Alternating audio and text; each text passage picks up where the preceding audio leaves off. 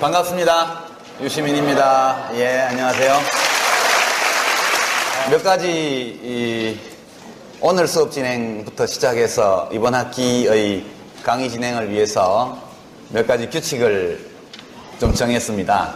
그래서 우선 간단한 강의 소개와 이 강의 진행 방식, 그리고 원활한 강의 진행을 위해서 저와 여러분 모두가 함께 공유하고 존중하고 지켜야 될 강의 진행 규칙, 이런 몇 가지에 대한 말씀부터 드리도록 하겠습니다.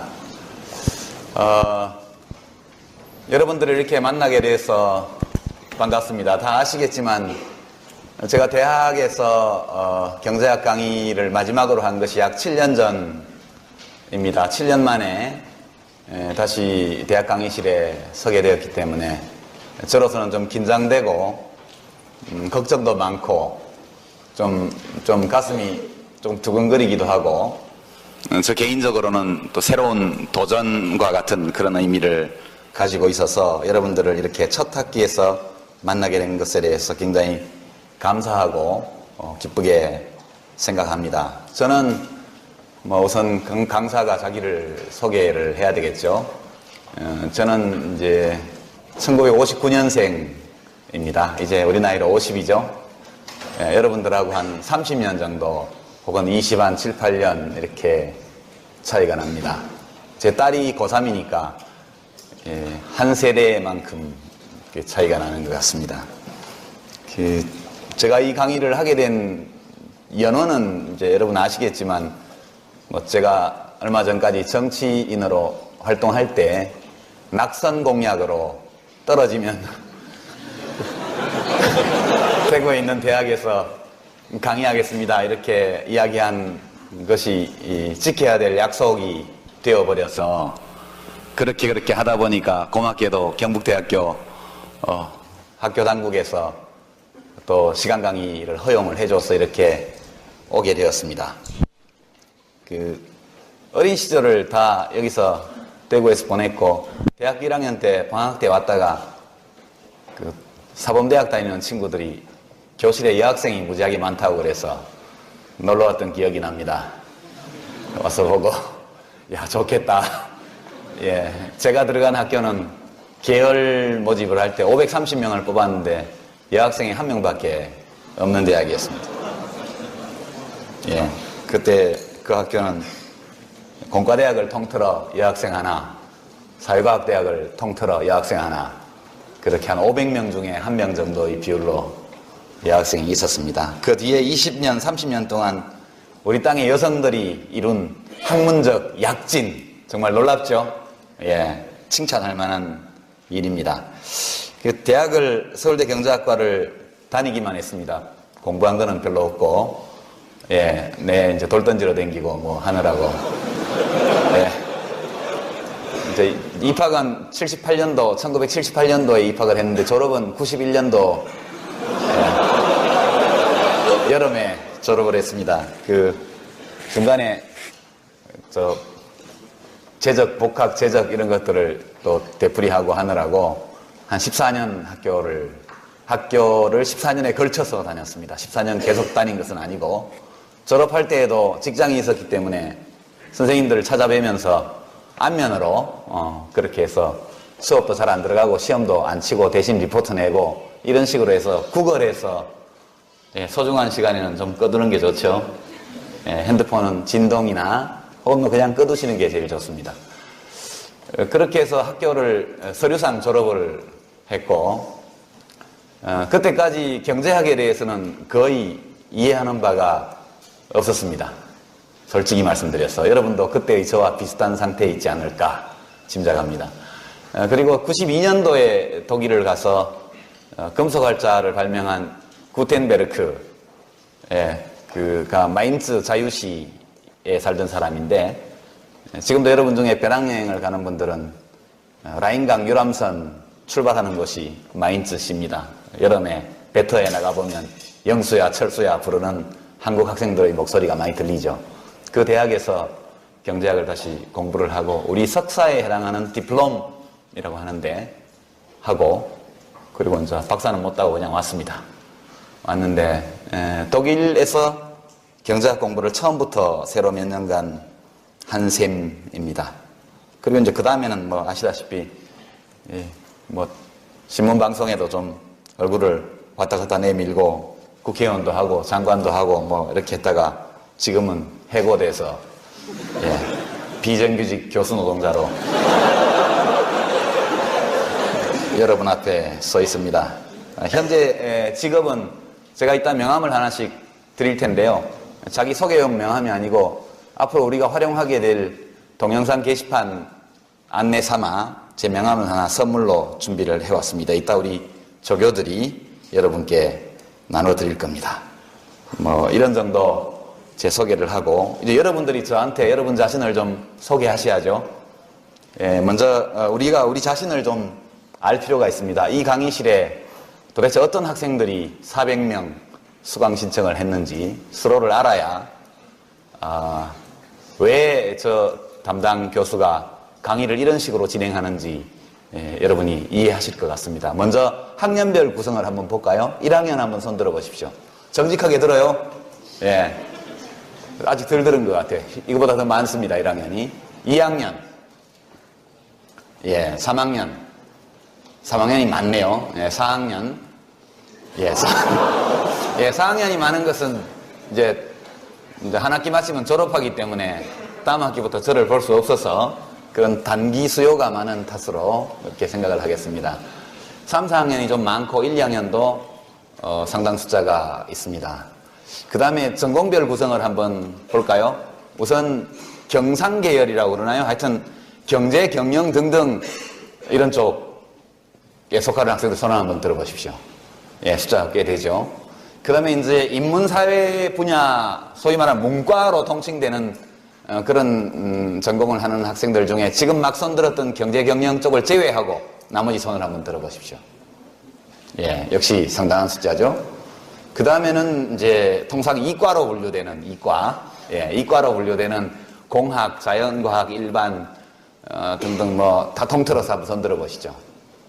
예, 더 많죠. 예, 그렇습니다. 우리가 이렇게 복잡한 수강생들의 학문적 구성을 지금 보고 있습니다. 옆에 교회식으로 인사 한번 할까요? 좌우 돌아보면서 반갑습니다 인사 한번 해보시죠. 예, 서로 박수 한번 치고 예, 다 함께 예, 이렇게 학년도 다양하고 전공도 매우 다양한 학생들이 이렇게 한 강의실에 모여서 지금 한 학기 동안 공부를 해야 되는데 제가 참 얼마나 난감한지 짐작이 되시죠? 예, 그렇습니다. 여러분께 우선 이 강의의 목적에 대해서는 이미 공지해 놨는데요. 다시 한번 말씀드립니다. 이 강의에서는 경제학 문제를 푸는 기술을 가르치지 않습니다.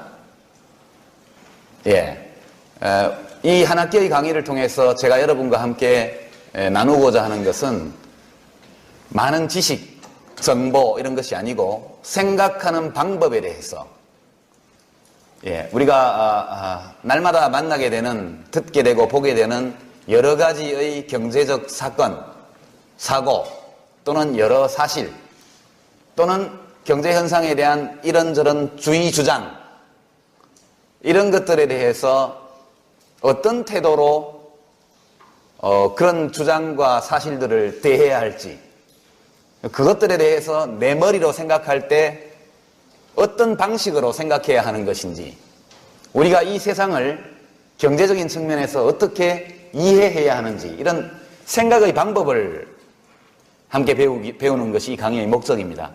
여기서 매주마다 다르게 잡아놓은 주제들, 참고 자료들 그리고 강의 중에 나오게 될 여러 데이터 이런 것들은 그와 같은 사고방식, 생각의 방법을 배우고 익히기 위한 소재에 불과합니다. 많은 경제학 지식을 원하는 분들은 좋은 경제학 언론책이 많이 있으니까 혼자 공부하면 됩니다. 그렇죠. 그러나 이 강의를 통해서 우리가 어떤 경제적 문제를 바라볼 때 기본적으로 유념해야 될 그런 기본 이치, 개념 그리고 그 개념들 사이의 상호관계 그리고 그런 이론이나 어떤 분석 모델을 현실의 문제를 설명하는데 활용하는 방법, 이런 것들을 배우게 될 겁니다. 무슨 공식을 암기한다든가, 계산을 해서 답을 발견한다든가, 이런 것들은 전혀 다루지 않을 겁니다. 좀 안심이 되죠? 이 중에 경제학 개론 또는 경제학 원론 강의를 수강해본 경험이 있는 학생 한번 손들어 보십시오. 예, 꽤 많죠? 도전에 아주 크게 성공했다, 이렇게 스스로 느끼는 분 한번 좀 창피한가? 그래도 용감하게 한번 들어보세요. 어렵죠, 그죠? 굉장히 어렵습니다. 경제학 교과서를 펼쳐보면 굉장히 어렵습니다. 접근하기가. 그래서 여러분들이 되게 공포감을 좀씩 가지고 있을 겁니다. 경제학에 대해서. 그리고 경제학에는 수학이 많이 사용되고 있어서 아주 방정식이라든가 이런 것만 나오면 눈앞이 캄캄해지고 갑자기 머리 회전이 안 되고 막 모니터에 모래시계가 계속 뜨는 이런 학생들은 굉장히 걱정을 하셨을지 모르지만 이 강의실에서는 특별한 수학에 관한 지식을 요구하지 않습니다. 그리고 경제학에 대한 기본적인 그런 지식 이런 것이 없어도 됩니다. 그런 것들을 배우기 위해서 이 강의가 있는 것이니까요. 꼬박꼬박 강의에 와서 가능하면 오시기 전에 간단한 웹상에서 구할 수 있는 자료들만 제가 제시를 했기 때문에 도대체 이번 강의에서는 어떤 것을 주제로 다루는지 그거에 대해서 맛은 보지 않더라도 냄새 정도만 살짝 맡고 들어오면 한결 강의가 재밌을 것이다, 그런 말씀을 드립니다. 수강 신청과 관련해서 많은 질문과 메일을 받았습니다. 그 수강 신청이 없는 학생, 못한 학생들 또는 재학생이 아닌 분들도 좀 여기 계실 것이라고 생각됩니다. 오늘 쫓아내지는 않겠습니다.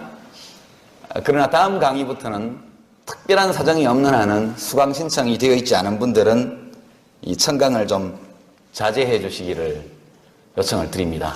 우리가 이것은 그냥 특강이 아니고 정규 교육과정으로 개설되어서 수강 신청을 받아서 진행하는 강의이기 때문에 이번 학기에 신청을 못하신 학생들은 다음 학기에 널리 애용해 주시고 이번 학기엔 좀 자제해 주시길 바라고요.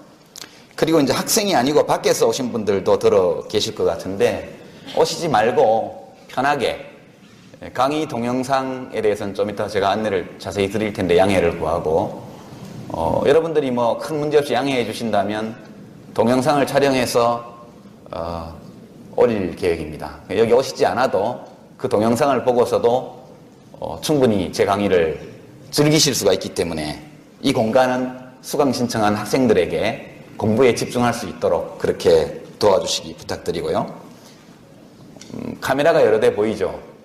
지금 카메라 3대는 아마 이 동영상을 강의를 준비하기 위해서 여러분들 수업에 지장을 주지 않게 조용하게 그렇게 찍을 분들이 와 계시고요. 기자분들이 좀 와 계실 텐데 오늘 뭐 제가 좀 시끄러운 사람이라 강의 시작한다고 취재를 오신 분들이 꽤 있습니다. 그래서 오늘은 양해를 해드릴 테니까 다음부터는 강의실에 언론인들이 출입하시지 않도록 그렇게 좀 협조해 주시기를 부탁을 드립니다.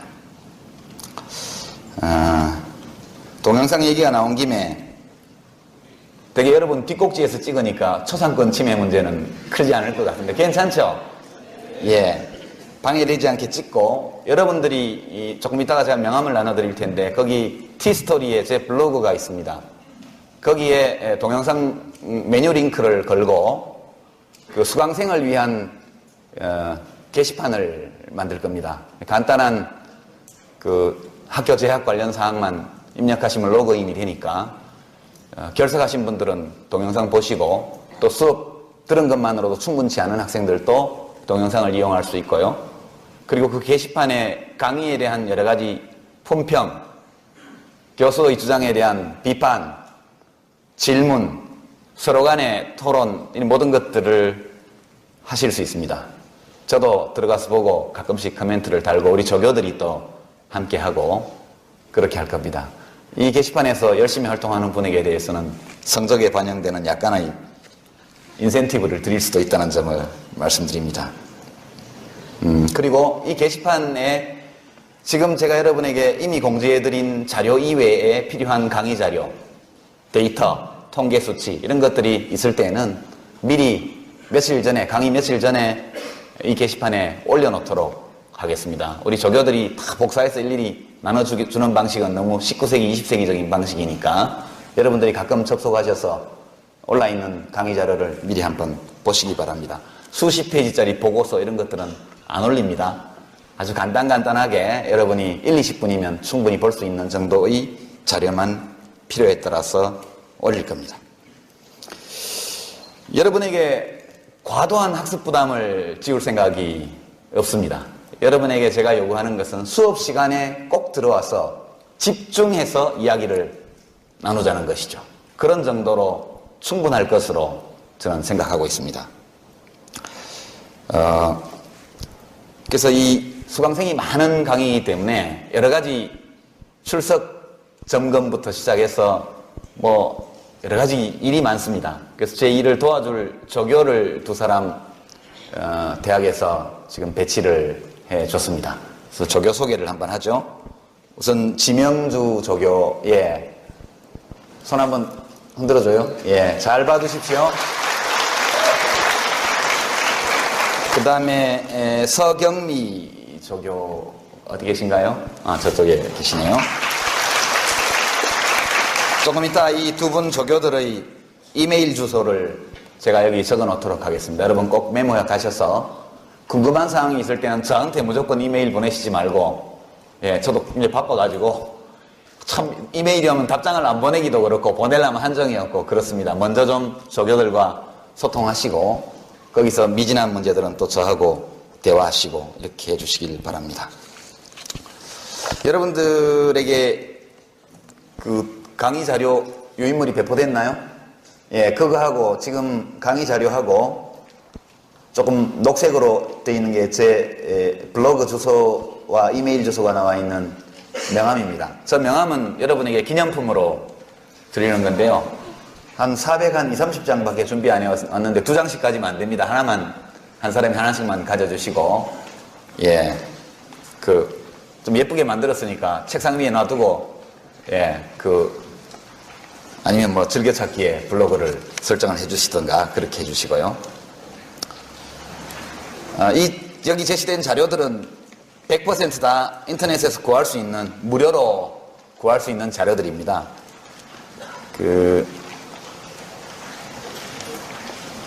직접 강의에서 저 자료들을 직접 인용해서 강의하지는 않습니다. 그러나 우리가 다루는 그 주의 주제에 관해서 여러 상이한 의견을 포함한 여러 가지 데이터들이 나와 있는 것이기 때문에 신문 기사 정도는 여러분이 미리 읽고 오시면 고맙겠습니다. 그리고 단행본 책이 강의 참고 자료에 들어가 있는데 제가 쓴 책이거든요. 무슨 책을 팔려는 건 아니고, 혹시 또 이제 뭐 참고 삼아 보고 싶은 분들은 책을 구해서 보시면 되겠습니다. 나머지는 다 인터넷을 통해서 무료 열람이나 다운로드를 할 수 있습니다. 주제를 9개만 지금 골랐습니다. 오늘 빼고. 그러나 실제 한 학기는 16주죠. 시험기간 2번 빼더라도 14주. 공휴일이 뭐 있나요? 혹시 있으면 한 번 정도 있을 가능성이 있죠. 그럼 13주. 예, 또 교수가 몸이 아프다든가 이러면 나중에 보강을 해야 되겠죠, 그거는. 13주인데 약간 여유를 둔 것은 어떤 주제들은 다루다 보면 시간이 부족할 수도 있고, 경우에 따라서는 요점 정리가 특별히 필요한, 특히 시험을 앞두고 그럴 수도 있기 때문에 다소 여유를 뒀습니다. 진행해 가면서 시간이 남게 되면 지금 공지하지 않은 다른 주제에 대해서도 한 번 정도 또는 2번 정도 다루게 될 것입니다. 강의 진행 방식은 이렇게 됩니다. 우선 출석 체크인데, 오늘은 출석을 부르지 않겠습니다. 오늘은 그냥 진행을 하고, 다음 주부터는 우리 조교들이 여러분이 입장할 때 특별한 표식 또는 암호가 들어있는 쪽지를 나눠줄 겁니다. 아마 그 암호는 우리 조교들의 서명이 아닐까 싶은데요.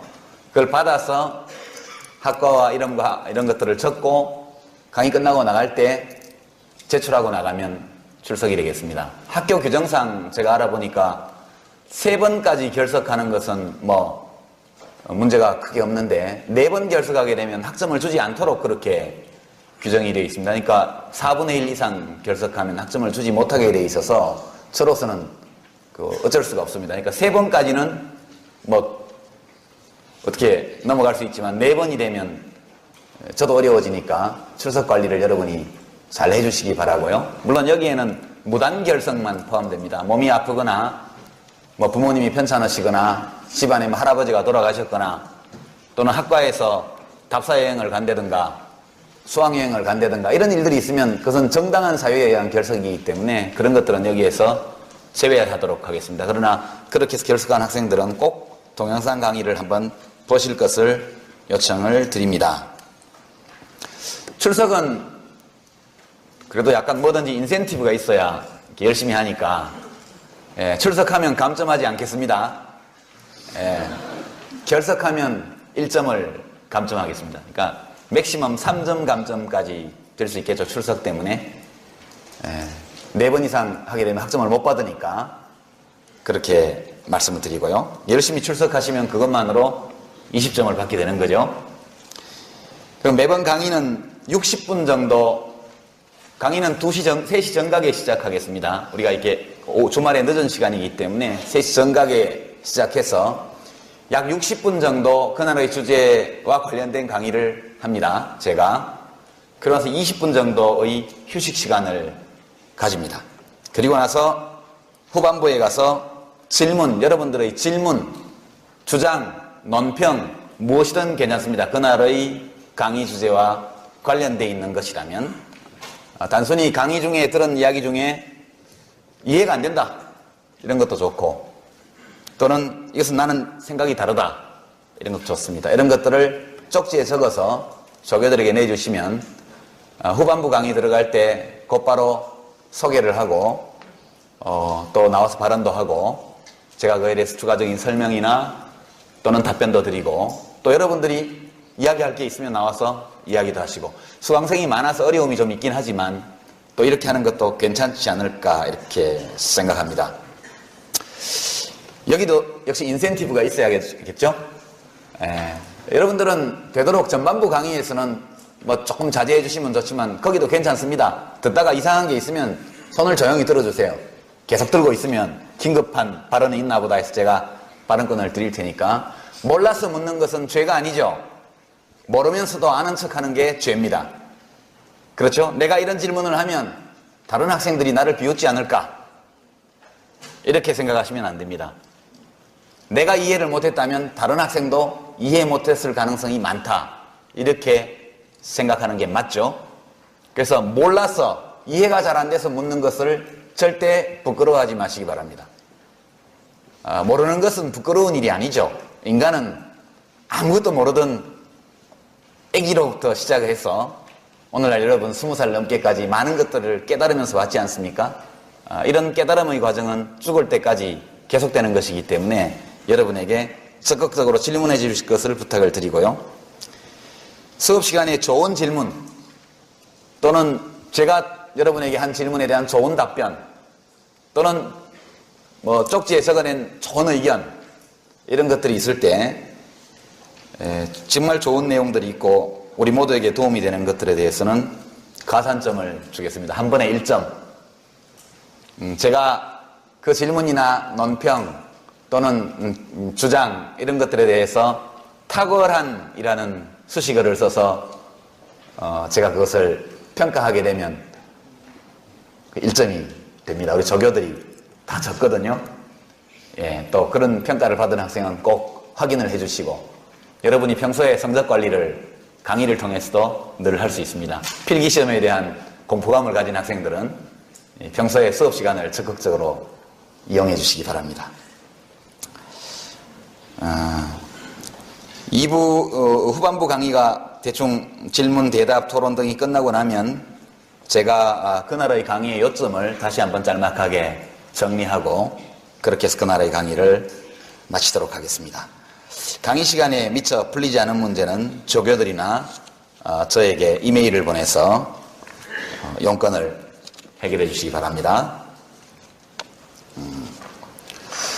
중간고사는 리포트로 대체한다 이렇게 제가 미리 예고를 했는데요. 그렇게 하겠습니다. 중간고사는 20점으로 하겠습니다. 20점인데 중간고사 배점이 너무 크면 또 중간에 좌절감을 느끼는 학생들이 있으니까 20점을 하도록 하겠습니다. 이 리포트는 간단합니다.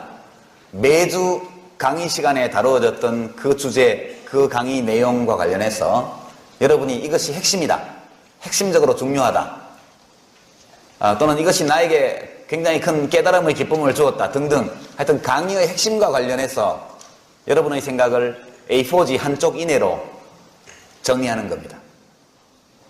A4지 한쪽 이내로 여러분들에게 제가 지금 복습을 강요하는 것이죠. 여러분들이 거의 예습을 안 하고 들어오실 거기 때문에 제 짐작에 복습이라도 꼭 하셔야 돼요. 그래서 강의가 끝나고 나서 그 기억이 다 지워지기 전에 그날의 강의에 대해서 여러분이 요약하는 겁니다. 핵심을. 글씨 크기는 12포인트. 그까지 제가 노안이 좀 와서 10포인트, 9포인트 적으면 못 봅니다. 그러니까 12포인트 글씨 크기로 해가지고 글씨체는 좀 평범한 걸로 해주세요. 이렇게 삐딱삐딱한 거 이런 거 하면 곤란합니다. 좀 평범한 글씨체로 12포인트로 A4지 한 장 이내로. 그렇게 되면 우리가 중간고사 전에 근데 5번의 강의를 하게 되면 오늘 거는 안 하셔도 됩니다. 오늘 거는 안 하셔도 되고요. 다음 주부터. 그러면 한 4장 정도의 리포트를 제출하시게 될 겁니다. 그걸 가지고 평가를 해서 중간고사 점수 만점 20점에 이렇게 매기도록 하겠습니다. 기말고사는 60점으로 하겠습니다. 기말고사는 예고된 대로 오픈북입니다. 이 오픈북 시험은 뭘 테스트하는 거냐? 이것은 암기력을 테스트하는 시험이 아니죠. 오픈북 시험은 제한된 시간 안에 여러분이 동원할 수 있는 자료 또는 기억 이런 것들을 다 동원해서 주어진 과제에 대해서 자기의 소견을 정리하는 능력을 테스트하는 겁니다. 저는 학부 교육과정은 이 정도의 테스트로 충분하다 그렇게 생각하고 있습니다. 아무리 참고 자료가 옆에 쌓여 있어도 뭐가 어딘지를 모르면 찾을 수 없죠. 그 시험 유형은 뭐 대입 수능 시험 스타일로 객관식으로 할지 아니면 숫자가 너무 많아서 그런 생각도 좀 하고 있는데 아니면 서술식으로 할지 뭐 2가지를 좀 섞을지 이런 것들은 앞으로 좀 고민을 해보고 결정되고 나면 여러분에게 말씀드리도록 그렇게 하겠습니다. 기말고사는 맨 마지막 주 시험 기간에 치게 되죠. 12월 아마 한 초순 정도 되나요? 하여튼 정해진 시간에 치겠습니다. 치고 1시간짜리 시험입니다. 기말고사는 1시간짜리 시험을 보고 여기서 시험을 볼 수 있을지 모르겠는데 그것은 학교하고 상의해서 흩어서 시험을 보든가 이렇게 한 다음에 시험이 끝나면 다 모입니다. 모여서 문제풀이를 해야 돼요. 이게 굉장히 중요합니다. 왜냐하면 저도 학교를 다녀봤고 또 그 전에 다른 학교에서 강의를 해봤지만 이렇게 수강생이 많은 강의는 평가가 굉장히 힘듭니다. 그리고 이제 상대평가 제도라서 뭐 A에서 C까지 비율을 딱 정해놨더라고요. 그래서 제가 다 A를 주고 싶어도 여러분이 열심히 했기 때문에 규정상 그럴 수가 없어서 이 학점 또는 뭐 평가의 결과에 대해서 여러분들이 승복이 돼야 됩니다. 통상 문제풀이를 하지 않으면 내가 굉장히 잘 썼구나 이렇게 생각을 하고 A 플러스를 기대하고 있다가 나중에 B가 나오면 굉장히 배신감을 느끼게 되거든요. 그래서 뭐 불가피하게 상대평가이기 때문에 좋은 학점을 받는, 평점을 받는 학생도 있고 그렇지 못한 학생도 있겠지만 좋으면 좋은 대로 좀 덜 좋으면 덜 좋은 대로 그것이 마음속에 승복이 되어야 한다고 저는 생각합니다. 그래서 문제풀이를 한 1시간 정도 하면 내가 이런 정도 썼구나. 내 생각에는 잘 썼다고 생각했는데 아니었구나. 이런 것들을 여러분 스스로 좀 확인을 할 수 있을 것 같아요. 그죠? 그래서 시험을 보고 나서 뭐 나는 뭐 어떤 학점이 나와도 마음속으로 다 승복하겠다. 이런 분들은 그냥 가시고 그래서 최후의 한순간까지 비싼 등록금 내고 공부하는 데니까 배우자 이런 학생들은 꼭 오시기 바랍니다. 그날도 출석 체크는 합니다. 그리고 만약 서술식으로 무언가를 쓸 때 리포트를 내거나 또는 기말고사에서 서술식 문제에 대한 답을 쓸 때 똑같은 글이 나오면 안 되겠죠? 그죠? 똑같은 내용이 나오는 것은 좋습니다. 좋은 내용이 똑같이 나오는 것은. 그러나 똑같은 문장 구성, 똑같은 어휘, 똑같은 표현 방식 이런 것이 나오면 표절을 의심할 수밖에 없죠? 그죠? 우리 공부하는 사람들에게 표절은 곤란하죠. 그래서 똑같은 게 나오면 둘 다 아주 나쁜 평가를 주도록 하겠습니다. 여러분들 스스로 생각하고 스스로 적는 것이 여러분들의 지적 성장에 도움이 된다, 이런 말씀을 드리겠습니다. 대체로 강의 진행 방식이라든가 이런 것들은 이제 감이 잡히죠. 어떻게 진행되리라는 것이. 혹시 강의 진행에 관한 질문이나 불만 뭐 등등 있는 학생 손 한번 들어보세요. 혹은 제안 없습니까? 예, 좋습니다. 워낙 잘 안내를 했기 때문에 그런 걸로 알겠습니다. 그럼 지금부터 간단하게 강의 주제 소개를 하고 앞으로 우리가 9주 동안 다루게 될 주제들에 대해서 간단한 안내를 하겠습니다. 그리고 나서 잠깐 쉬고 오늘은 휴식을 한 10분 정도만 하겠습니다. 여러분들이 뭐 안내 받는데 긴장하고 받을 이유는 없으니까 여러분의 긴장도가 예. 간단하게, 명료하게. 이해가 안 가는 그 중간고사를 리포트 방송하셨는데 그거를 4시간 끝나고 다음 시간에 성장하는 것이 아니에요? 예. 한꺼번에 중간고사 기간에 한꺼번에 받겠습니다. 그리고 중간고사를 보는 주는 여러분들이 시험 엄청 많이 보고 금요일 오후인데 그죠? 또 와가지고 수업 받는다 이러면 좀 짜증날 것 같아요. 그래서 공식적으로는 그 시간에 리포트를 쓴 걸로 하고 중간고사 기간 한 주는 휴강하겠습니다. 그거 빼먹었네요. 예, 되겠죠? 예, 중간고사 기간에 중간고사가 있는 주에 금요일까지가 제출 마감입니다. 리포트는. 예, 그렇게 하도록 하겠습니다. 예, 아까 손들어를 할 때 안 들더니 꼭 앞으로는 뒷북을 치지 마세요. 예. 강의 주제 소개를 하겠습니다. 제2강 2주차 강의 두 번째 주제가 공공선택 또 새만금 대운하 이렇게 되어 있죠. 자료는 대운하에 관한 것만 나와 있습니다. 여러분이 이게 되게 오마이뉴스에 있거나 뭐 누구 블로그에 올라 있거나 이런 글들이니까 이건 제가 볼 때는 한 30분 정도 투자하면 다 읽을 수 있을 것 같아요. 여러분이 이 자료들을 읽으면서 그 내용에 집착하지 마세요. 그냥 읽어보고 기억나는 것은 기억하고 기억이 잘 안 되는 거, 저장이 안 되는 건 잊어버리셔도 됩니다. 도대체 이 대운하에 대해서 사람들이 어떤 논리로 찬성 또는 반대를 해놨는지만 읽을 때 이해하면 그만입니다. 이 주제에서 우리가 다루고자 하는 것은 왜 국가가 무슨 일을 할까라는 주제입니다. 국가가 왜 무슨 일을 하는 걸까? 새만금도 국가가 벌인 일이죠. 오늘 보도를 보니까 어제 농지 비율을 70%에서 30%로 줄였다. 처음에는 논 만들려고 사업한다 이렇게 얘기했는데 지금 그렇게 됐죠. 한반도 대운하, 도대체 왜 국가가 이 일을 하려는 걸까? 왜 국가는 경제 생활에 개입하는 걸까? 나중에 우리가 민영화 주제를 또 하나 여기 접어두고 있습니다만 국가가 경제활동을 하는 이유가 뭐냐? 이것이 다음 주에 강의 주제입니다. 아주 당연해 보이죠?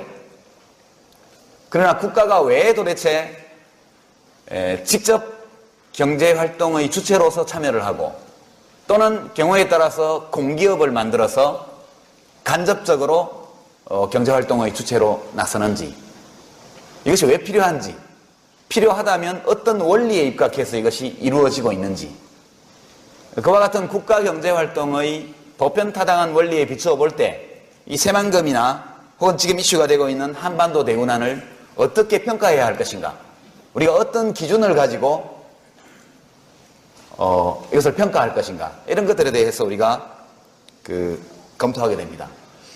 이제 기자분들이 오늘은 제가 스케치 삼아 이걸 하면 경북대학교 홍보도 좀 되고 감사한 마음으로 제가 취재 협조를 합니다만 이제 오늘이 마지막이고 다음 주부터는 동영상을 기자분들도 참조해 주시기 바랍니다. 그 똑같이 보시게 되니까요. 예, 이제 그렇게 해주시고, 혹시라도 유시민이라는 사람이 강사로 와가지고 무슨 정부를 되게 두들겨 패는 그런 정치 강연을 하지 않을까, 이런 기대 때문에 오신 학생이 있다면 지금도 수강 취소의 기회가 남아있다는 말씀을 드립니다. 우리는 공부하기 위해서 모였습니다. 되게 제가 여러분에게 제공하는 것은 어떤 문제에 대해서 여러분 스스로 판단을 형성할 때 결론적으로 어떤 판단을 내리든 간에 반드시 참고해야 될 학구적인 또는 학문적인 논리적인 기준과 근거, 이런 것들에 대한 지식을 여러분께 드리는 것입니다. 그러니까 나중에 혹시 시험을 볼 때도 교수가 개인적으로 어느 쪽일까, 이런 것들을 염두에 두신다면 실패할 겁니다. 예. 그 다음 세 번째 주제가 정보 비대칭이라는 주제입니다. 이거는 주의 깊게 글을, 신문기사나 이런 것들을 읽는 학생들 중에는 이 용어를 들어본 적도 있을 겁니다만, 정보 비대칭이라는 건 이런 겁니다. 어떤 사람들이 계약을 하는데 그 계약의 성립에 매우 중요한 역할을 할 수밖에 없는 어떤 정보가 거래 쌍방 모두에게 주어지는 것이 아니고 한쪽에만 있는 겁니다. 이것은 이제 참 우리가 경제학 원론 시간에 배우는 것과는 전혀 다른 상황이죠. 한 예를 들면 여러분은 아직 돈벌이를 못하니까 중고차를 사본 적이 없겠죠. 중고차를 사러 가면 참 낭설해집니다. 시운전을 해봐도 이 차가 엔진이 튼튼한지 잘 알기 어렵거든요. 중고차를 파는 딜러는 다 알고 있죠. 그죠? 이게 이른바 중고차 시장에서 일어난 역설적인 그런 현상입니다. 여러분이 만약 민영 의료보험이 있어서, 지금도 있죠, 일부 부분적으로 하는, 가입하려고 할 때 나의 질병에 관한 나의 건강정보는 내가 다 가지고 있죠. 보험회사는 모르죠. 이게 정보 비대칭입니다. 내가 얼마만한 질병 리스크를 갖고 있는 사람인지에 대해서 나는 알지만 보험회사는 몰라요. 그래서 민간보험회사에서 자꾸 보건복지부에다가 건강보험공단의 개인 진료 정보를 보험회사에 돌라, 이런 요구를 계속하죠. 신문에서 보셨죠? 그 요구가 왜 나오냐 하면 이런 정보 비대칭 때문에 나오게 되는 겁니다. 우리가 살고 있는 이 세상은 여러 시장으로 이루어져 있고 그 시장들 중에 많은 것들이 정보 비대칭성이 지배하는 시장입니다. 이 시장에 순진하게 국가는 시장에 개입하지 마라, 시장 기능에 다 맡겨라, 이렇게 하면은 정보를 가진 쪽이 정보가 없는 쪽을 착취하는 매우 불공정하고도 불평등한 거래가 일상적으로 일어나게 됩니다. 이런 경우에는 시장이 아예 나타나지 않을 수도 있고 형성되지 않을 수도 있고 시장이 제대로 작동되지 않을 수도 있습니다. 이런 문제들을 우리가 보는 겁니다. 이걸 다루고 나면 민영의료보험 도입, 활성화 또는 건강보험 당연지정제의 폐지, 이런 문제들이 과연 어떤 경제적 이해관계의 맥락에서 나오는 것인지, 이런 것들이 우리들의 경제적인 삶에 어떤 영향을 갖고 올 것인지에 대한 판단을 할 수 있는 근거들이 생기게 됩니다. 다음 이제 네 번째 주제가 환율. 요새 관습 많죠? 환율이 하루에 40원, 50원씩 오르기도 하고, 어제는 보니까 또 몇십 원 떨어졌던데, 1980년대 이전, 여러분이 세상에 나올 무렵, 그쵸? 여러분들이 되게 1997년, 8년, 9년생들이 많겠죠? 군대 갔다 온 늙은 복학생들은 좀 더 일찍 났겠지만, 여러분들이 세상에 나올 무렵에는 이런 것들에 관심을 가지는 사람이 거의 아무도 없었습니다. 무역에 종사하는 사람들을 빼면. 그냥 지금은 온 국민이 환율에 관심을 가지고 있죠. 우선 제일 큰 관심을 가진 사람들이 기러기 아빠들, 그죠? 배우자와 아이들을 미국에 보내놓고 혹은 싱가포르에 보내놓고 필리핀에 보내놓고 여기서 돈 열심히 벌어서 붙여주는 분들, 환율이 10% 오르면 똑같은 돈을 붙여도 아이들과 배우자가 10% 적은 돈을 받게 됩니다. 이 국제화된 시대에서 이 환율의 중요성, 의미라는 것은 굉장히 커지고 있고 앞으로도 더욱 커질 거라고 보입니다. 최근에 일어나고 있는 이 환율 변동, 짧은 기간에 초단기적인 환율 변동, 또는 긴 시간적인 거리를 두고 일어나는 여러 가지 환율 변동, 이런 것들이 왜 생기는지, 이런 것들을 한번 공부해 보는 겁니다. 별로 어렵지 않으니까 너무 긴장하지 마십시오. 매우 간단한 이론입니다. 여기까지 일단 안내를 하고 빠뜨린 얘기를 하나 하죠. 제가 빠뜨린 얘기가 경제학이라는 것이 어떤 학문이냐에 대한 이야기를 이제 여기까지만 해놓고 하겠습니다. 일부러 빠뜨렸는데요. 경제학은 매우 어려운 학문으로 보통 인식되고 있고, 심지어는 매우 재미없는 학문으로 인식되고 있고, 또 어떤 분들은 이것이 아주 우울한 과학이다, 디즈멀 사이언스라는 칭호를 벌써 한 200년 전에 얻은 학문 분야입니다. 인문사회과학 전체에서 경제학이 차지하고 있는 위치라는 것은 자연과학 전체에서 물리학이 차지하고 있는 위치와 매우 비슷합니다. 여러분은, 저는 그런데 여러분도 아마 그럴 겁니다. 모르던 것들을 새로 알게 되거나 의문을 품고 있던 것들을 해명해주는 어떤 지식을 배우게 되었을 때 굉장히 기분이 좋죠. 그 기분이 안 좋은 학생들은 대학에 괜히 왔어요. 왜 기쁨을 느낄까요? 사람이? 무엇을 알게 되었을 때 느끼는 기쁨이 어디서 오는 걸까요? 그럼 공자님 시대부터, 그죠? 학이 시습지면 불역여로와, 때때로 배우고 익히면 이 또한 즐겁지 아니한가, 이런 걸로 봐서 3000년 전에 살았던 어른이 그렇게 말씀한 것으로 봐서 무엇인가를 배우고 깨우칠 때 느끼는 즐거움, 그때는 뇌에서 세로토닌, 도파민, 이런 화학물질이 막 분비되는 거죠. 그래서 기분이 좋습니다. 인간이 타고난 것입니다. 오랜 진화 과정 속에서 무엇인가를 아는 사람이 그렇지 않은 사람보다 생존하고 자손을 번영시킬 가능성이 더욱 높았기 때문에, 그래서 아는 것이 힘이다. 자기의 생존에 보탬이 되는 어떤 것을 얻기 때문에 그때는 맛있는 물고기를 잡아서 먹을 때나 사슴을 사냥해서 구워 먹을 때나 그때 느끼는 것 같은 즐거움, 그런 것들이 우리들의 뇌 속에서 일어나는 것이죠. 인간은 언제 지구에 태어났느냐, 여러 가지 학설이 있지만 대개 우리가 보는 이런 호모 사피엔스라고 말하는 여러분과 저와 이런 사람들이 이 세상에 나타난 것은 10수만 년밖에 안 된다고 얘기를 합니다. 그때 이후에 인간은 끊임없이 자기 자신에 대해서, 나를 둘러싸고 있는 환경에 대해서, 나와 남의 관계에 대해서, 우리들이 살고 있는 이 행성에 관해서, 그리고 달과 태양과 별과 이 우주에 관해서 모든 것을 알고 싶어 했죠. 끊임없는 탐구의 과정입니다. 인류사는. 그 과정에서 물리학이 나온 것이죠. 이따 강의를 하게 될 텐데, 경제학을 공부를 하다 보면 도저히 마음속으로 승복이 안 되는 그런 명제들을 만나게 됩니다. 예컨대 제가 여러분 나이였을 때 참 받아들이기 어려웠던 경제학의 공리, 악시옴, 수학에서 무증명 명제라고 말하는 거죠. 증명하지 않고도 참으로 우리가 인정하는 명제, 이것이 악시옴입니다. 수학에서는 이 악시옴, 공리를 기초로 해서 theorem, 테오렘, 다 라틴어 단어들입니다. 정리를 만들어내고 차곡차곡 이론들을 쌓아갑니다. 경제학에도 공리가 있어요. 경제학의 첫 번째 공리 또는 유일한 공리라고도 말할 수 있는 것이 인간은 이기적이다 라는 공리입니다. 인간은 쾌락과 고통의 지배를 받는다. 인간은 쾌락을 원하고 고통을 회피하려고 한다. 인간은 인센티브에 반응한다. 이런 류의 공리들입니다. 제가 20살 때 처음 이 명제를 접했을 때, 왜 그렇지? 난 그렇지 않은데,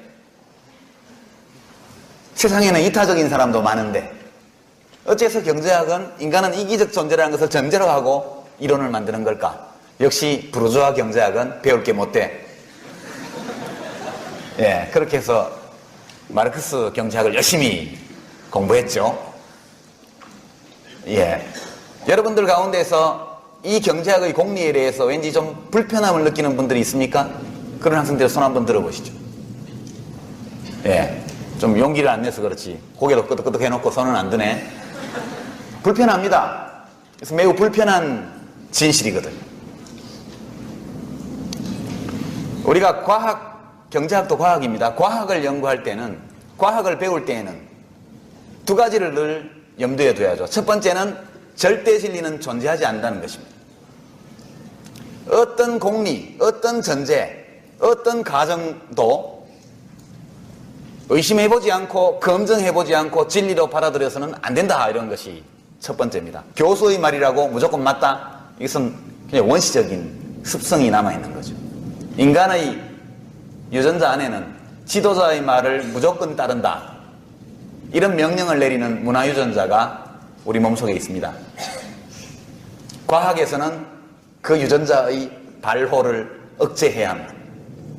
아무리 높은 사람, 존경받는 사람이 한 주장일지라도 그것이 검증의 과정을 통과하지 않고 참으로 받아들여질 수는 없는 일이다. 이게 첫 번째고요. 두 번째는 사실에 입각해야 합니다. 자기가 가지고 있는 어떤 고정관념, 그것이 종교적인 것이든 또는 철학적인 것이든 그 어떤 것이라 할지라도 여기에 묶이면 과학을 할 수 없습니다. 진리를 인지하지 못합니다. 그래서 사실이 나의 소신과 어긋날 때는 사실의 편을 드는 것이 공부하는 사람의 기본적인 태도죠. 인류의 지성사에서 이 두 번째 것을 지키지 못해서 일어난 사건들이 많이 있습니다. 여기 수학과 학생이 있습니까? 수학과 혹은 수학교육과 손 한번 들어보시죠. 아쉽네요. 수학과 학생이 있으면 우리 강의에 많은 도움을 받을 수 있을 텐데, 고대 그리스 시대의 수학자, 철학자 피타고라스는 다 아시죠? 피타고라스 정리 아시잖아요. 그죠? 그 피타고라스 정리를 보면 직각삼각형의 그 직각을 양쪽으로 끼고 있는 두 변의 길이의 각각의 제곱의 합은 빗변의 길이의 제곱의 합과 같다, 이거죠. 그죠? 표현은 여러 가지 기하학적인 표현 또는 대수학적인 표현이 가능하지만 두 변이 각각 1이고 하나의 빗변이 있는 그 직각삼각형의 경우에 빗변의 길이가 얼마죠? 루트 2. 다 아는 사실입니다. 루트 2는 무리수죠. 무리수입니다. irrational number라고 그러죠. 이 rational number라는 것은 ratio에서 온 겁니다. 비율. 자연수의 비율로 나타낼 수 없는 숫자가 무리수입니다. 근데 피타고라스 학파는 피타고라스가 이 정리를 만든 거니까 자연적으로 루트 2가 무리수라는 것을 알았겠죠. 그래서 감춥니다. 남들이 알지 못하게. 남들이 알지 못하게 이 루트 2가 무리수라는 것. 그래서 감춥니다. 그들이 신봉하고 있던 어떤 신적인 어떤 영감, 질서 이런 것들 때문에 남들이 그 사실을 알지 못하게 감추죠. 심지어는 그 일을 발설하려고 한 사람을 물에 빠뜨려서 죽였다는 이야기도 있습니다. 다른 예는, 이걸 극복한 예는 뭐 제가 너무 과장하는 건지 모르지만 케플러라는 천문학자는 아시죠? 여러분 고등학교 때 대체로 케플러에 대해서 들어보셨을 겁니다. 케플러는 굉장히 신앙심이 투철한 천문학자였습니다. 신의 존재를 믿고 신이 만든 이 질서가 완전할 것이라는, 완벽할 것이라는 종교적 신념을 가지고 있었죠. 신앙이라고 해야겠죠. 그래서 이 천동설이 무너지는 과정에서도 많은 사람들이 지구가 우주의 중심이라는 고정관념에 또는 신학적인 관념에 사로잡혀서 사람을 화형에 처하는가 하면, 그렇죠? 지동설을 주장한 사람을 화형을 시키고 브루노 같은 과학자를 화형시킵니다. 갈릴레오를 종교법정에 세우죠. 인간의 이 과학적인 인지 능력이라든가 문명의 발전을 극단적으로 억압한 사례들입니다. 이 케플러가 행성의 법칙을 다 발견했죠. 케플러는 뉴턴 이 발견한 중력의 법칙, 만유 인력의 법칙의 턱 밑까지 갔던 사람입니다. 케플러가 어떤 사람이 해놓은 행성 관측 자료를 오랫동안 연구한 결과 그것이 원이 아니라는 사실을 알았습니다. 행성의 궤도가 원궤도가 아니라는 사실을. 원궤도라고 상정을 하고 아무리 계산을 해봤지만 관측 자료와 이론적인 값이 같지 않았습니다. 조금씩 차이가 났던 거죠. 그래서 고대 그리스 수학자들이 만들어놨던 타원의 공식을 넣고 다시 계산을 해보니까 한치의 오차도 없이 예컨대 화성의 궤적, 이 타원 궤도에 맞다는 사실을 알게 됩니다. 케플러는 많은 고민을 하죠. 자기가 신봉하고 있던 신이 만든 완전한 질서가 붕괴되는 그런 종교적 철학적인 그런 고통을 받게 됩니다. 그러나 이 사람이 사실에 대해서 눈감을 수 없었기 때문에 결국 타원 궤도도 신의 질서에 부합한다는 쪽으로 이렇게 생각을 바꾸고 자기가 발견한 것들을 정리하게 돼요. 케플러의 세 가지 법칙이 있습니다. 첫 번째, 이 태양계의 행성의 경우에는 타원 궤도를 돈다는 거죠.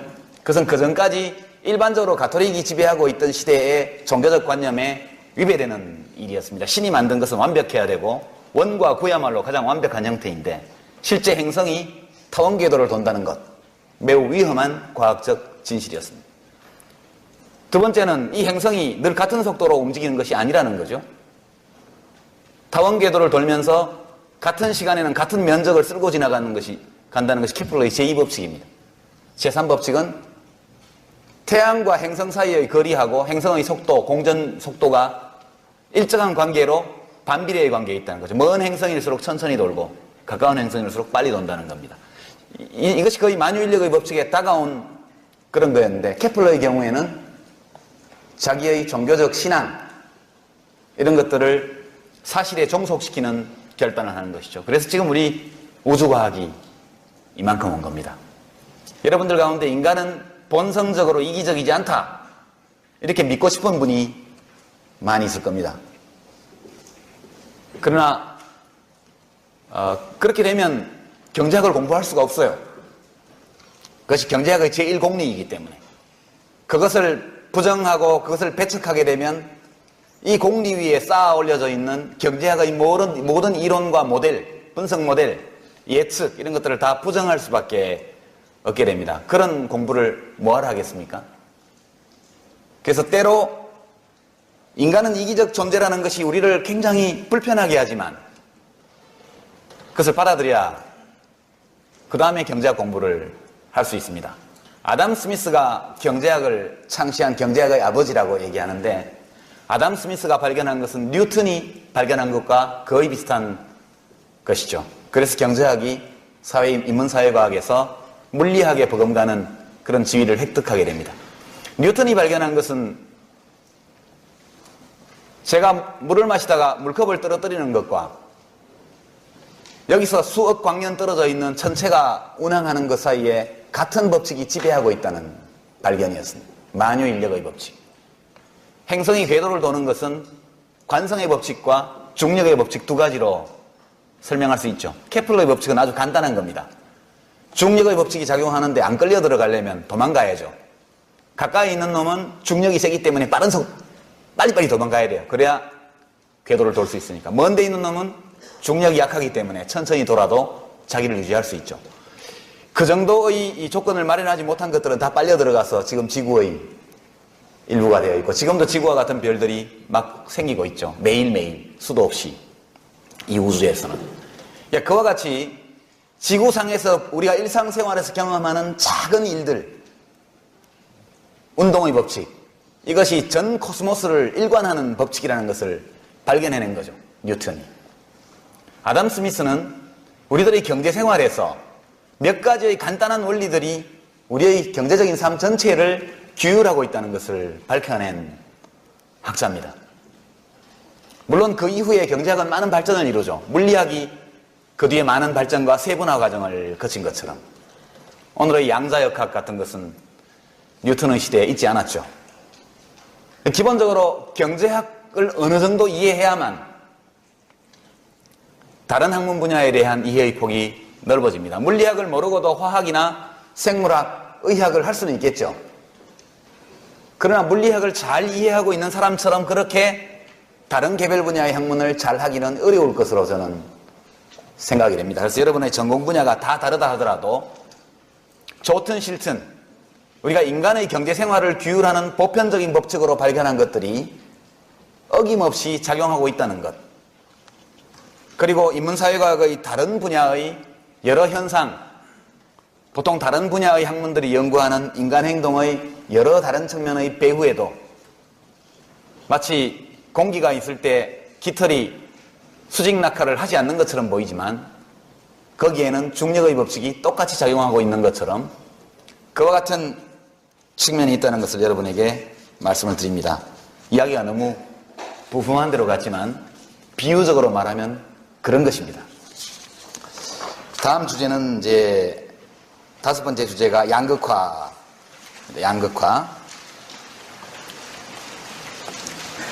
양극화의 원인 또는 소득격차의 원인, 이런 것들을 우리는 공부하게 될 겁니다. 여러분은 소득격차가 무조건 나쁜 것이다 이렇게 생각하시죠? 보통 그렇게 말합니다. 우리 언론 보도를 보면 양극화는 무조건 나쁜 것으로 나옵니다. 차이가 없다면 좋을 것이다.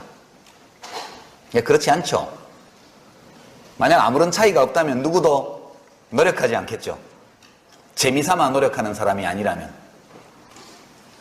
그러니까 경쟁의 과정을 통해서 페이오프, 결과적으로 그 경쟁의 결과 자기가 지불받게 되는 보상, 이런 것에 차이가 없다면 인간 문명은 발전의 동력이 없었을 겁니다. 이 인간의 경제활동에서 보상의 차이라는 것은 일종의 에너지원과 같은 것이죠. 이것은 에너지원과 같은 것입니다. 경쟁의 결과에 따르는 보상의 격차가 전혀 없다면, 그러면 우주가 정지된 것처럼 인간의 경제활동도 정지된다고 보는 것이 맞을 겁니다. 그래서 우리는 이 소득격차가 벌어지게 된 원인, 그리고 그 양상, 이 소득격차에 대한 사람들의 주관적 평가와 견해, 이 양극화를 줄일 수 있는 정책수단, 이런 것들에 대해서 한번 살펴보게 될 겁니다. 6번째 주제는 일자리 문제입니다. 일자리. 우리 모두가 고민하고 있고 특히 여러분이 관심이 많죠. 지금 청년들이 대학을 졸업하고 취직할 곳이 마땅치 않습니다. 특히 대구는 그런 현상이 아주 심하죠. 왜 그럴까? 어째서 일하고 싶은 사람이 이렇게 많은데 일할 곳이 없을까? 이것은 이 시장경제 또는 자본주의가 지구상에 나타난 이후 지금까지 약 300년에 걸쳐서 한 번도 사람들이 머리에 떠나본 적이 없는 문제입니다. 이 문제에 관해서 고찰해 보겠습니다. 여기서 고령화를 넣어놓은 것은 여러분이 매우 불운한 세대라는 거죠. 예. 생물종은 다 그렇습니다만 모든 생물종의 행동 양태나 삶의 조건에는 개체 숫자가 영향을 미칩니다. 일반적으로 자연에는 그 부모가 양육할 수 있는 것보다 많은 자녀가 태어나는 경향이 있습니다.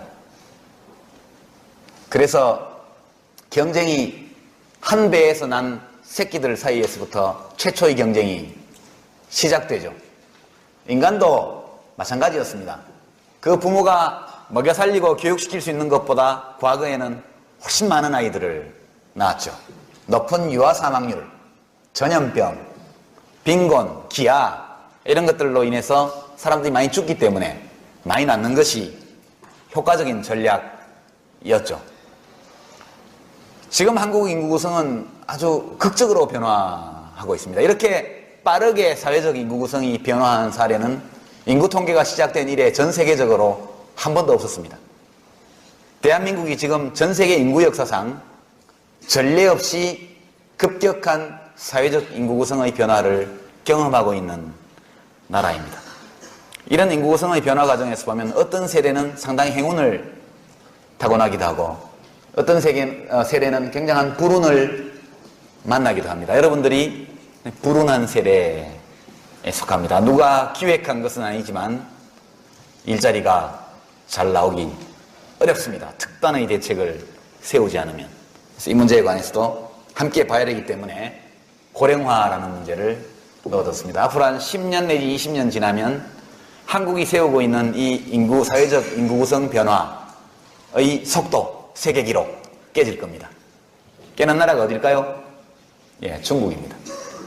중국은 조만간 대한민국보다 훨씬 빠른 고령화 현상에 직면하게 될 겁니다.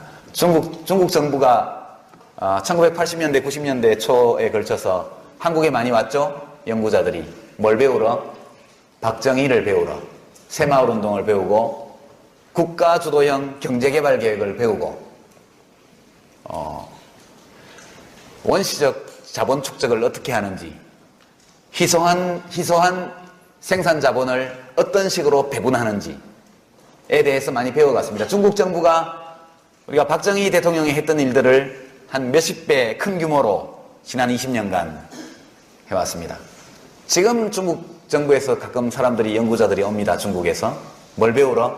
국가균형발전을 배우러 옵니다. 국가균형발전. 왜냐하면 중국이 지금 심각한 불균형발전 도상에 놓여 있어서 공동체의 통합성이 흔들리고 있기 때문에. 요즘 와서 중국 사람들이 배우는 게 국가균형발전하고 환경보호, 환경정책입니다. 조만간 중국에서 굉장히 큰 문제들이 일어날 거기 때문에 준비하고 있는 것이죠. 앞으로 한 10년 정도 지나면 고령화 대책에 대해서 연구하러 중국 사람들이 한국에 오게 될 것입니다. 우리는 일본의 사례에서 많은 것을 배웠고 중국은 한국 사례에서 많은 것을 배우고 있습니다. 같은 행성에서 발붙이고 사는 사이니까 서로 도와주면 좋겠죠? 여러분 웃으시는 걸 보니까 별로 마음이 안 내키는 것 같네요. 올림픽 할 때 입장식 때 박수 안 쳐줬다고 삐져가지고 그러나요? 인간은 참 특이한 존재입니다.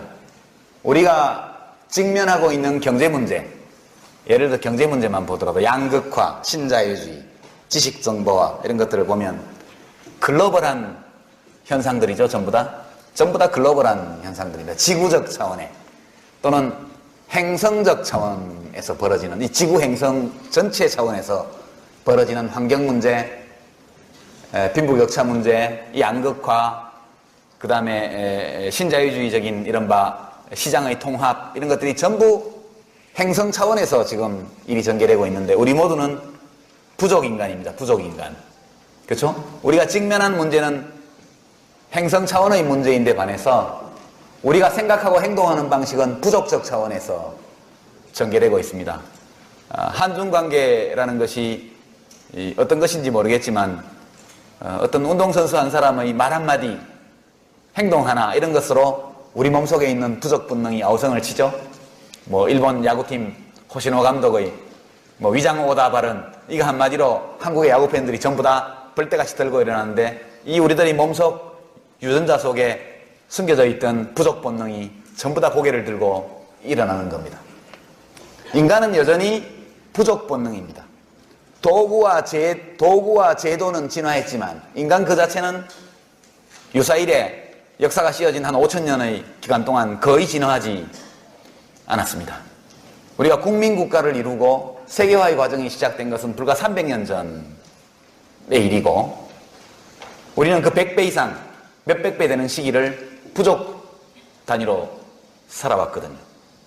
지도자에 대한 맹목적 추종을 명령하는 유전자도 우리 마음속에 그냥 있고 신을 경배하는 것, 이방인을 혐오하는 것, 이 모두가 인간이 가지고 있는 부족 본능들입니다. 우리가 글로벌한 문제 또는 내셔널한 문제에 직면하고 있으면서 우리들의 사고와 행동 방식은 여전히 부족 인간의 본능을 따르고 있는 경우가 많죠.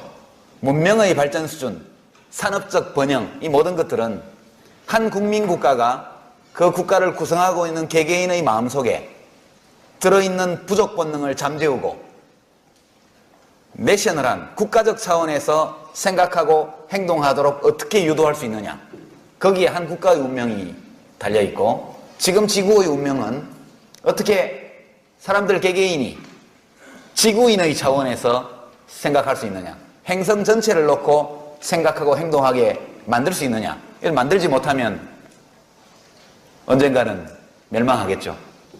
그리 멀지 않는 시기에.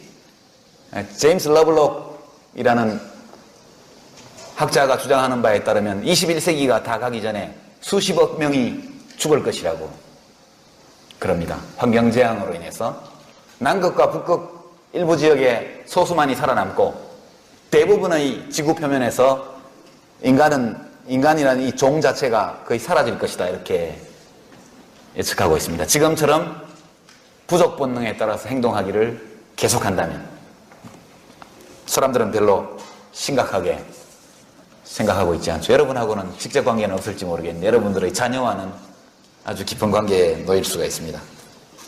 좀 이야기가 또 엇길로 갔는데 여하튼 이 양극화도 지금은 거의 지구적인 문제로 와 있습니다.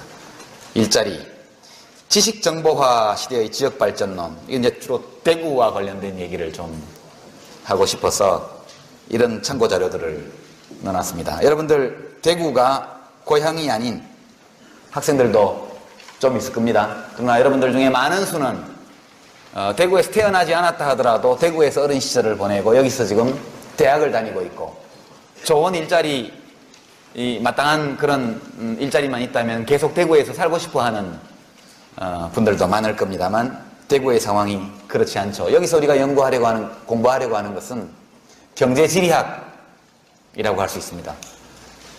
어떤 지역의 경제적 번영을 가져오는 요인은 무엇인가? 한때 번영했던 지역이 경제적으로 몰락하게 만드는 요인은 어떤 것인가? 이런 것들에 대한 일반적인 연구 결과, 이런 것들을 함께 들여다보게 될 겁니다.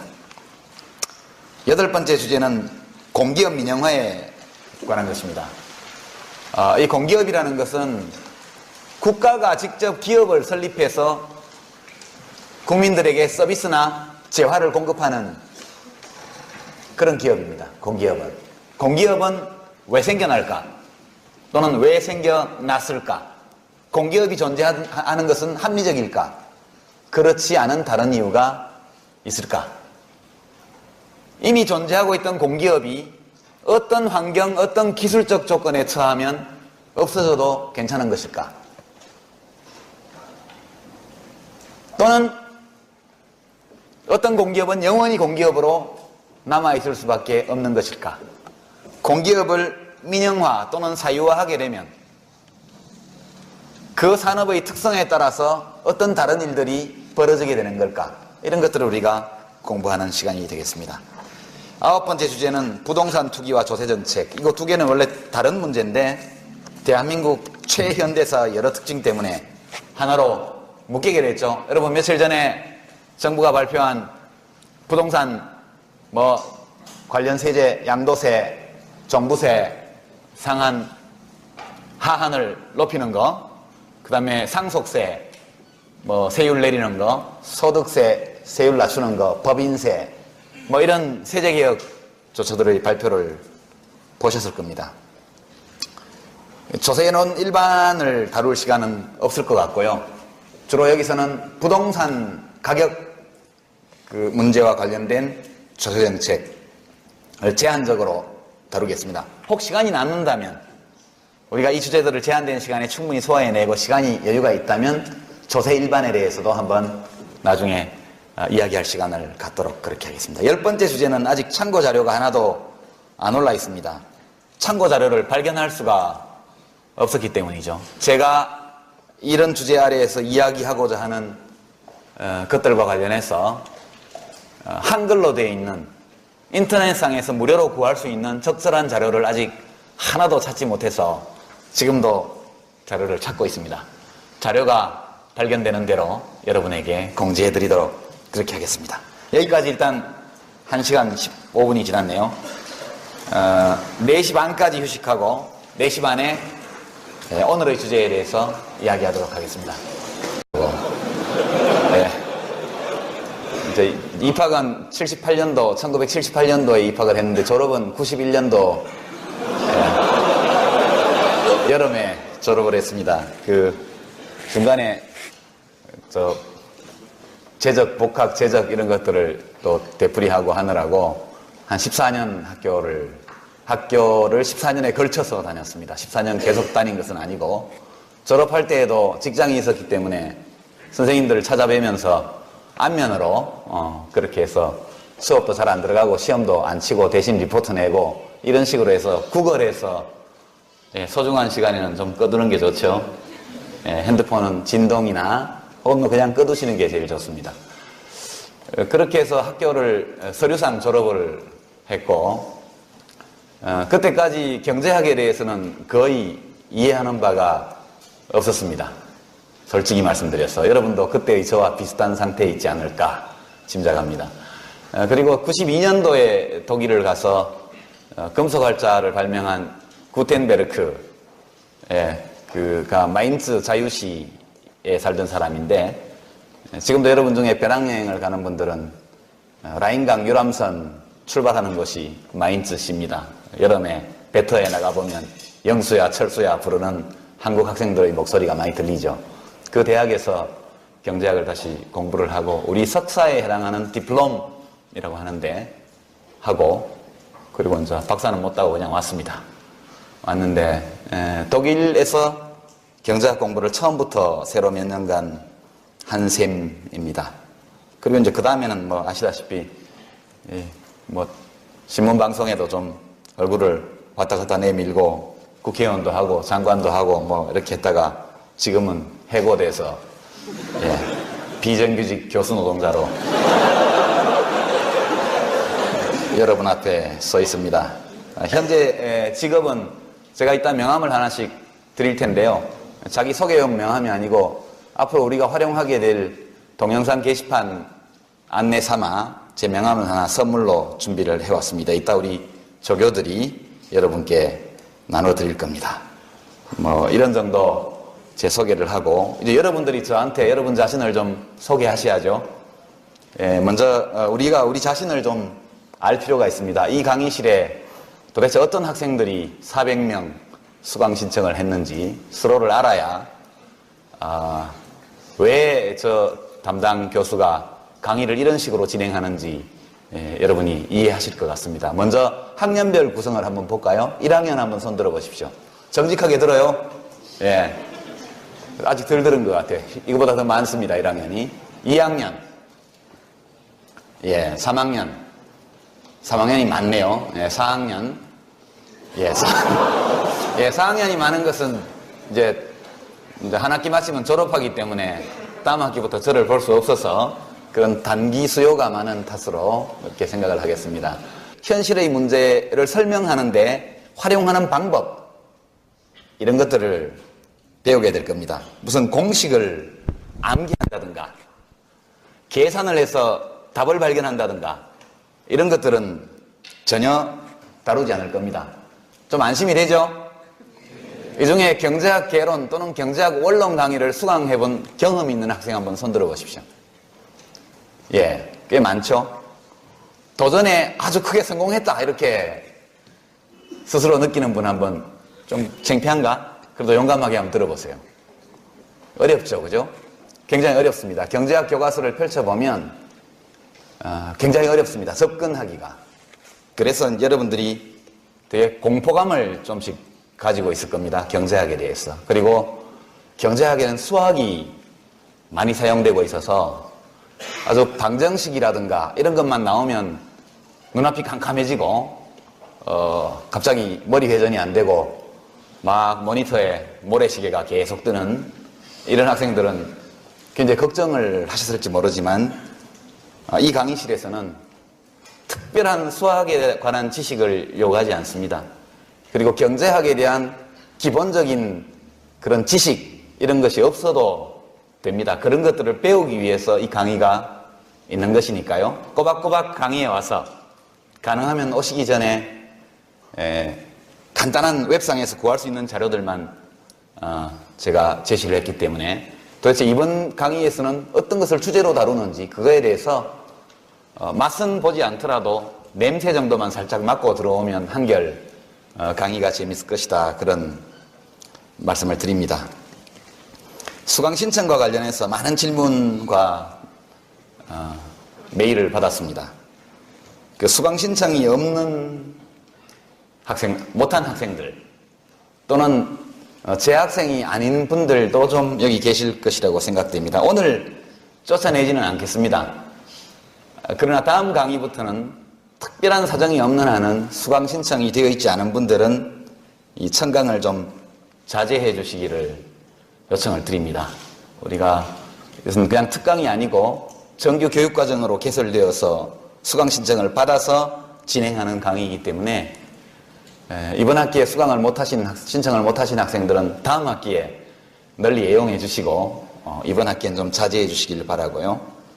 그리고 이제 학생이 아니고 밖에서 오신 분들도 들어 계실 것 같은데 오시지 말고 편하게 강의 동영상에 대해서는 좀 이따 제가 안내를 자세히 드릴 텐데 양해를 구하고 여러분들이 뭐 큰 문제 없이 양해해 주신다면 동영상을 촬영해서 올릴 계획입니다. 여기 오시지 않아도 그 동영상을 보고서도 충분히 제 강의를 즐기실 수가 있기 때문에 이 공간은 수강 신청한 학생들에게 공부에 집중할 수 있도록 그렇게 도와주시기 부탁드리고요.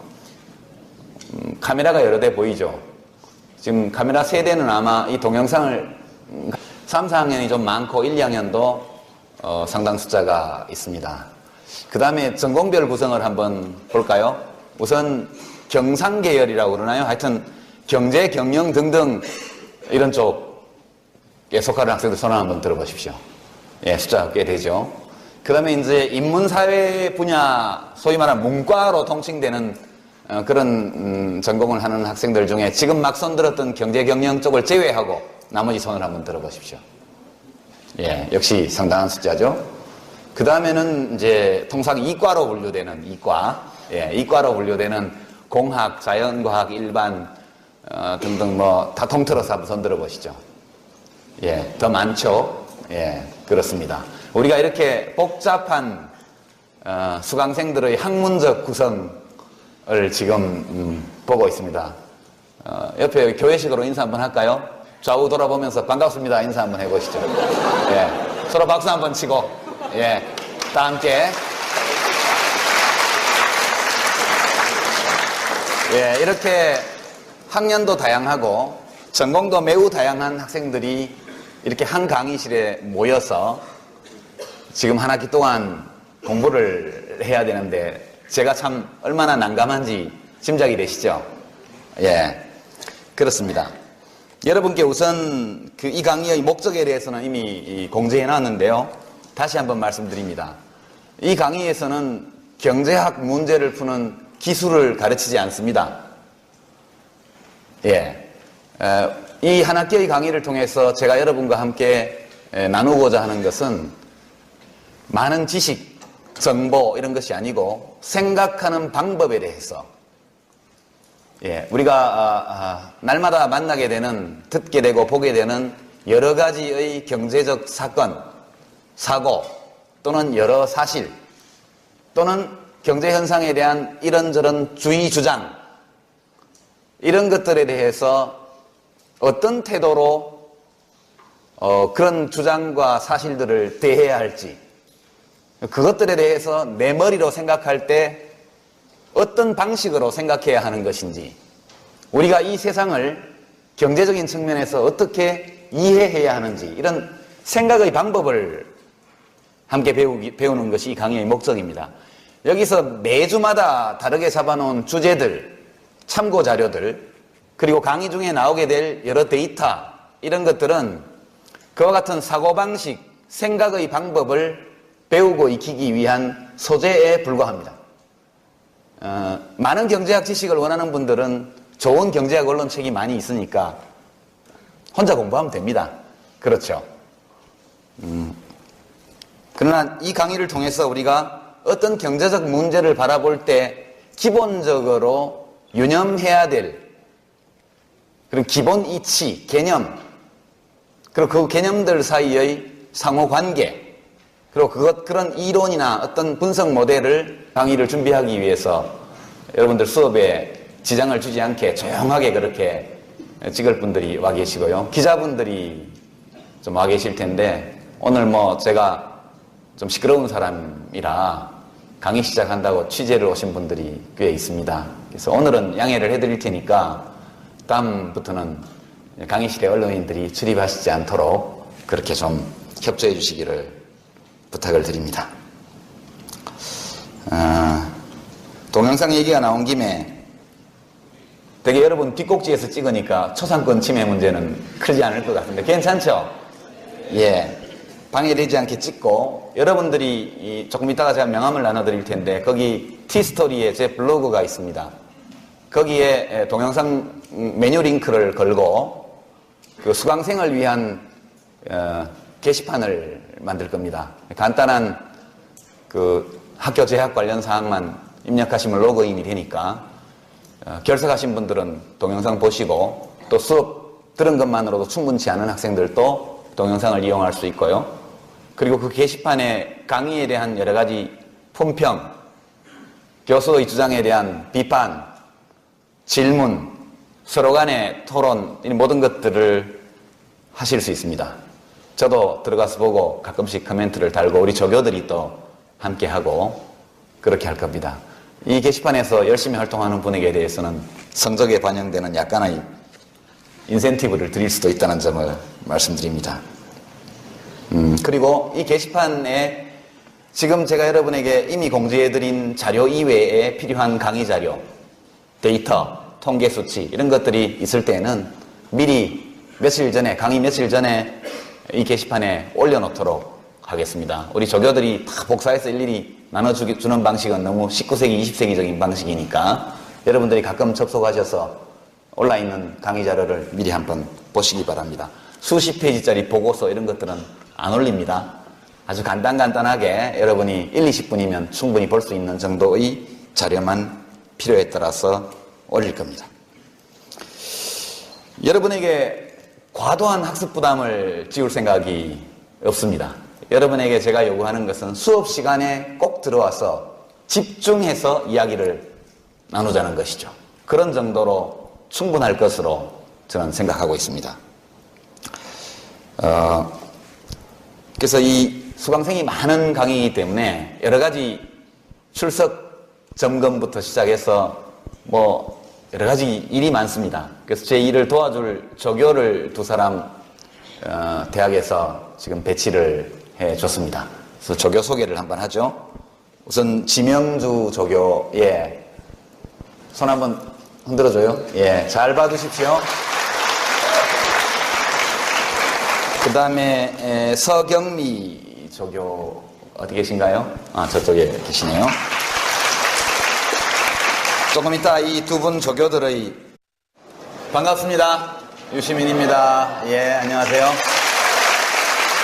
몇 가지 오늘 수업 진행부터 시작해서 이번 학기의 강의 진행을 위해서 몇 가지 규칙을 좀 정했습니다. 그래서 우선 간단한 강의 소개와 이 강의 진행 방식 그리고 원활한 강의 진행을 위해서 저와 여러분 모두가 함께 공유하고 존중하고 지켜야 될 강의 진행 규칙 이런 몇 가지에 대한 말씀부터 드리도록 하겠습니다.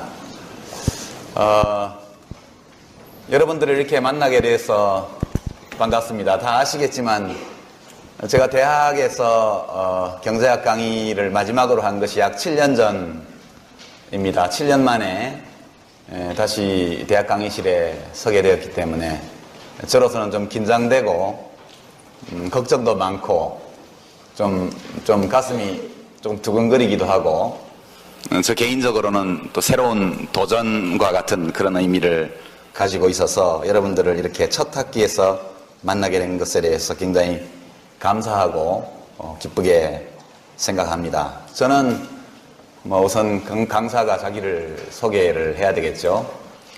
저는 이제 1959년생입니다. 이제 우리 나이로 50이죠.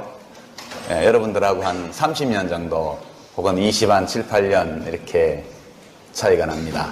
제 딸이 고3이니까 한 세대만큼 차이가 나는 것 같습니다. 제가 이 강의를 하게 된 연원은 이제 여러분 아시겠지만 뭐 제가 얼마 전까지 정치인으로 활동할 때 낙선 공약으로 떨어지면 대구에 있는 대학에서 강의하겠습니다 이렇게 이야기한 것이 지켜야 될 약속이 되어버려서 그렇게 하다 보니까 고맙게도 경북대학교 학교 당국에서 또 시간 강의를 허용을 해줘서 이렇게 오게 되었습니다. 그 어린 시절을 다 여기서 대구에서 보냈고 대학교 1학년 때 방학 때 왔다가 그 사범대학 다니는 친구들이 교실에 여학생이 무지하게 많다고 그래서 놀러 왔던 기억이 납니다. 와서 보고 야 좋겠다. 예, 제가 들어간 학교는 계열 모집을 할 때 530명을 뽑았는데 여학생이 1명밖에 없는 대학이었습니다. 예, 그때 그 학교는 공과대학을 통틀어 여학생 하나, 사회과학대학을 통틀어 여학생 하나, 그렇게 한 500명 중에 1명 정도의 비율로 여학생이 있었습니다. 그 뒤에 20년, 30년 동안 우리 땅의 여성들이 이룬 학문적 약진, 정말 놀랍죠? 예, 칭찬할 만한 일입니다. 그 대학을 서울대 경제학과를 다니기만 했습니다. 공부한 거는 별로 없고, 예, 이제 돌 던지러 댕기고 뭐 하느라고.